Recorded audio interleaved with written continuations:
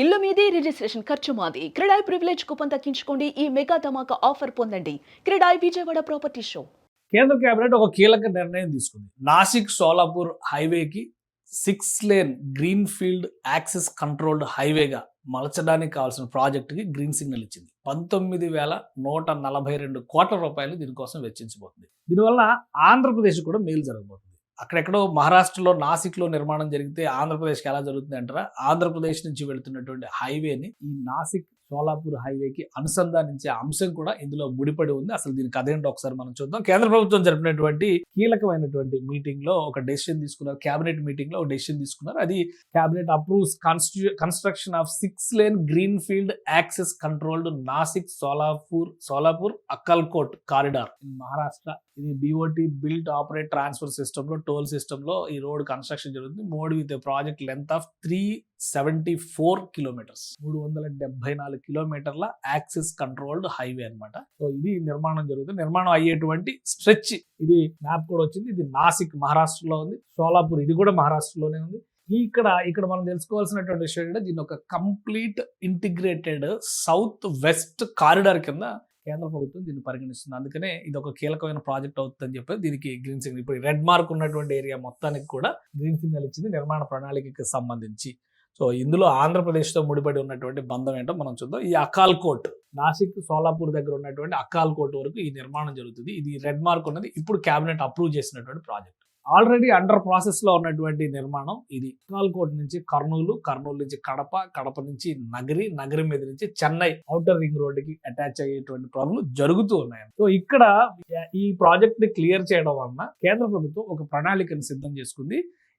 ఈ సోలాపూర్ ఇక్కడ నుంచి వెళ్ళేటువంటి రహదారి డైరెక్ట్ గా సోలాపూర్ తో ఎండ్ అవుతుంది. సోలాపూర్ నుంచి నాసిక్ వెళ్లే వరకు అవకాశం ఉంటుంది. తర్వాత వాధవాన్ పోర్ట్, ఇది గుజరాత్ లో ఉన్నటువంటి పోర్ట్ కి కనెక్ట్ అయ్యే విధంగా ఇంకొక రోడ్ కనెక్ట్ చేస్తున్నారు. దాంతోపాటు ఇటువైపు సూరత్ హైవే దీన్ని కూడా కనెక్ట్ చేయాలి. అంటే ఇక్కడ నుంచి ఎక్స్ట్రీమ్ వెస్ట్ కారిడార్ వరకు వెళ్లేంత యాక్సెసిబిలిటీకి ఈ రహదారికి ఉంటుంది అనేటువంటి ప్రపోజ్డ్ హై స్పీడ్ కారిడార్, అలానే existing under implementation high speed corridor ఈ గ్రీన్ మార్క్ లో ఉన్నదంతా కూడా అండర్ ఇంప్లిమెంటేషన్ లో ఉంది. ప్లాన్డ్ ఇక్కడ దీన్ని మళ్ళీ బద్వాన్ పోర్ట్ వరకు కనెక్ట్ చేయాలనేది అండర్ ప్లానింగ్ లో ఉన్నటువంటి. సో అందువలన ఆంధ్రప్రదేశ్ వెస్ట్ తో కనెక్ట్ అవడానికి కావాల్సినటువంటి యాక్సెసిబిలిటీ. ఇంకో విషయం ఏంటంటే ఇది తెలంగాణ మీద నుంచి వెళ్ళేటువంటి రహదారి కాదు, కర్ణాటక మీద నుంచి వెళ్ళేటువంటి రహదారి. అంటే ఆంధ్రప్రదేశ్, కర్ణాటక, మహారాష్ట్ర, గుజరాత్ వరకు కనెక్టివిటీ వచ్చే విధంగా ఈ 6 lane high speed access controlled హైవేని కేంద్ర ప్రభుత్వం డిజైన్ చేసింది. పెద్ద ఎత్తున రహదారి వ్యవస్థల్ని ప్రోత్సహించేటువంటి క్రమంలోనే ఈ ప్రాజెక్టు కి కేంద్రం గ్రీన్ సిగ్నల్ ఇచ్చిందని చెప్పని చెప్తున్నారు. అలాగే దీనికి సంబంధించినటువంటి మీటింగ్ తర్వాత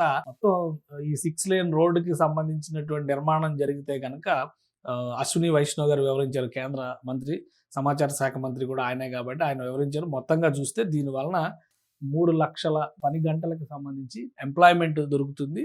ఈ access controlled 6 lane Nashik Solapur Akkalkot corridor ఇది కనుక కంప్లీట్ చేస్తే సదరన్ మోస్ట్ పాయింట్ కింద చెన్నైని చూస్తే అక్కడ నుంచి వెస్ట్ పాయింట్లో సూరత్ వరకు కనెక్ట్ అయ్యే విధంగా ఒక బలమైన రహదారి వ్యవస్థ. ఇదే మ్యాప్ని నేను ఇందాక మీకు చూపించింది.